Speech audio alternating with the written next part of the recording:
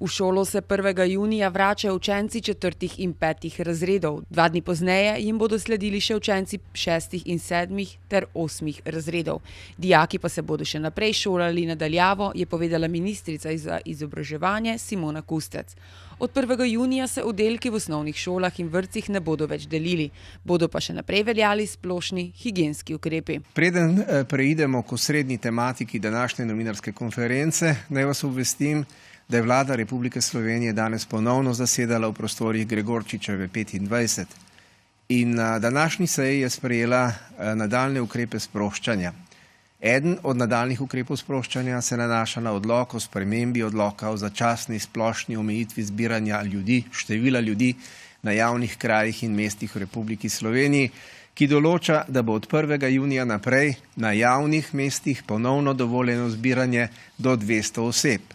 Vlada je na današnji seji izdala tudi odlok o spremembah odloka o omejitvah ponujanja in prodajanja blaga in storitev potrošnikom v Republiki Sloveniji, ki določa, da se s 1. junijem letošnjega leta odpirajo nastanitveni obrati nad 30 sob. Nastanitveni obrati za potrebe zdraviliškega zdravljenja, wellness in fitness centri, bazeni in vodne aktivnosti. Zaprte pa ostajajo diskoteke in nočni klubi. Prav tako ob nedeljah in tudi praznikih ostajajo zaprte trgovine. Zunanji minister dr. Anže Logar ravno v tem trenutku na obisku gosti madžarskega ministra za zunanje zadeve in zunanjo trgovino Petra Sijarta. Vlada Republike Slovenije v povezavi s tem ob tej priložnosti izdala sklep o dopolnitvi seznama držav, iz katerih osebe vstopajo v Republiko Slovenijo v skladu z 2. odstavkom 9. člena odloka o odrejanju in izvajanju ukrepov za preprečevanje širjenja nalezljive bolezni COVID-19 na mejnih prehodih, na zunanji meji in na kontrolnih točkah na notranjih mejah Republike Slovenije.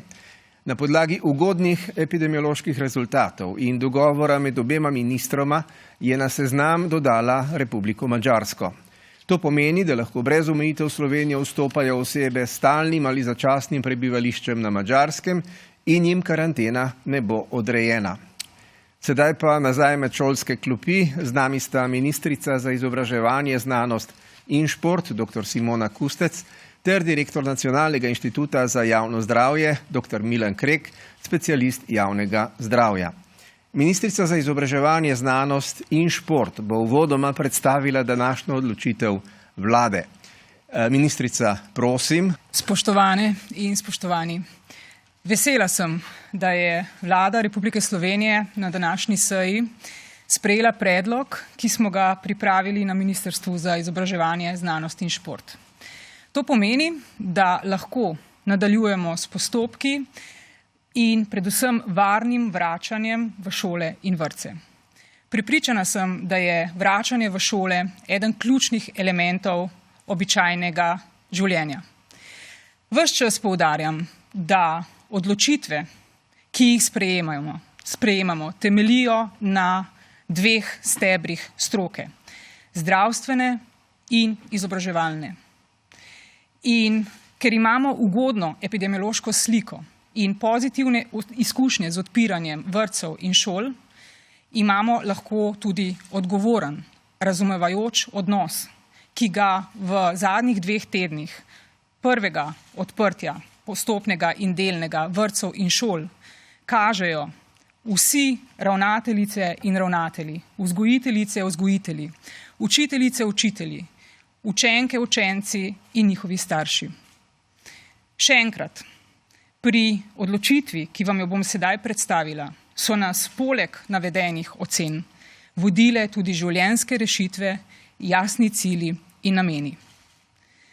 Skupaj s pripadajočimi dokumenti in smernicami Nacionalnega inštituta za javno zdravje ter Zavoda Republike Slovenije za šolstvo bo veljalo sledeče. S 1.6. se vzgojno-varstveni proces v vrtcih ob upoštevanju vseh higienskih in zaščitnih ukrepov lahko ponovno odvija v običajno velikih skupinah v obeh starostnih obdobjih.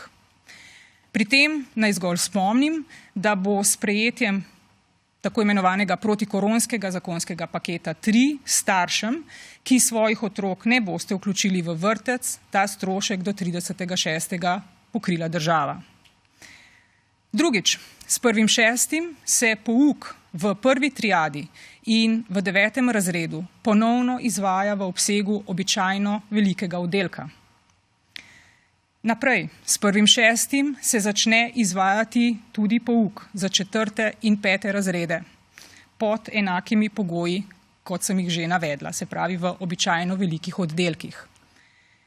In četrtič, ob nadaljnji ugodni epidemiološki sliki in seveda uspešnem začetku vzgojno-izobraževalnega procesa omenjenih skupin se s 3.6., torej z naslednjo sredo, šolska vrata ponovno odprejo še za učence 6., 7. in 8. razredov.